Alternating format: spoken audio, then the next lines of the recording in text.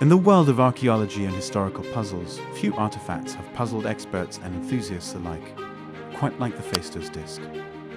This spiraling riddle, dating back over 3,600 years, is an ancient masterpiece of unknown origin, etched with strange symbols that have defied interpretation for centuries. What exactly is the Phaistos Disc? Scholars have long discussed the Phaistos Disc's origin, manner of creation and function, but what precisely is it?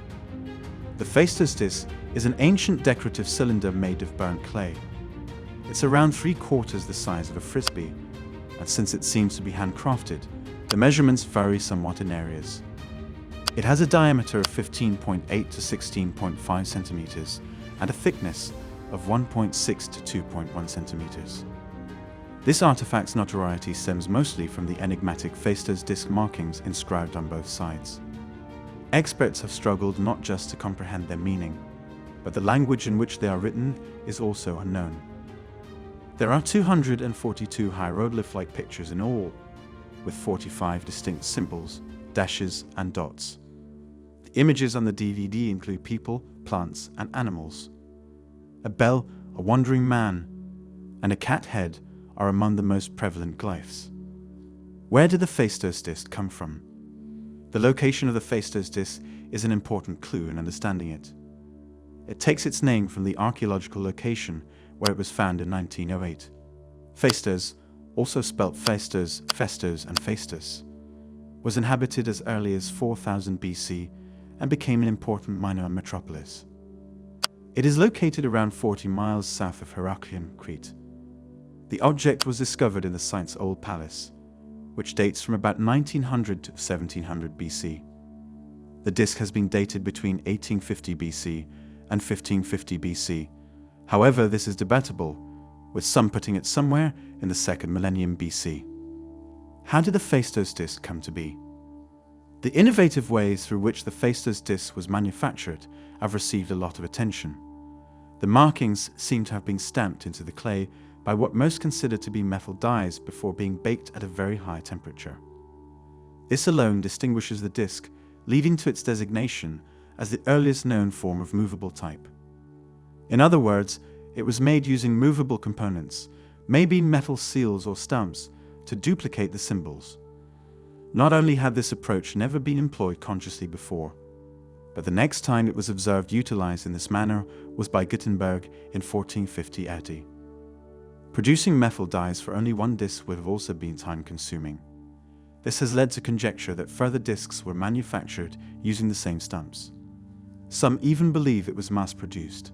However, not only have no additional identically stamped relics been discovered, but the dyes or seals have never been discovered. Many efforts to decode the Phaistos Disc have been made, some by professionals in different academic subjects, others labeled pseudoscientific.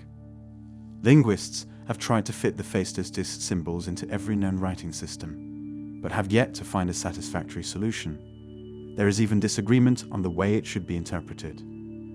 This ambiguity has not resulted from a lack of effort. The symbols on the Phaistos Disc have been claimed to represent a surprising assortment of languages, including the Minoan writing system, Linear A, Mycenaean Linear B, Anatolian and Egyptian hieroglyphs, Semitic, and even Indo-European ones.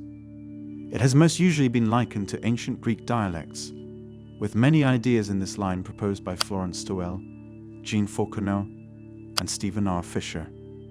Even categorizing the Phaistos Disc symbols into one of the three primary writing systems, pictographs, syllabaries, and alphabets, has proven difficult. There are arguments for all three, as well as hybrids of them, but the most widely held belief is that it is a syllabary system, a collection of symbols expressing phonetic syllable sounds. It is claimed in support of this because the disc has too many symbols for an alphabet, but too few for a pictographic system. However, detractors point out that the Phaistos Disc symbols are not dispersed as uniformly as one would anticipate under this scheme, with some not showing on both sides. Many claims have been made throughout the years that the significance of the Phaistos Disc has been discovered. There are several theories as to what it may have been. To name a few, it has been described as a list of religious centers, a healing ritual inscription, a poetry, a psalm, a curse, a magical spell, musical notation, and a court list.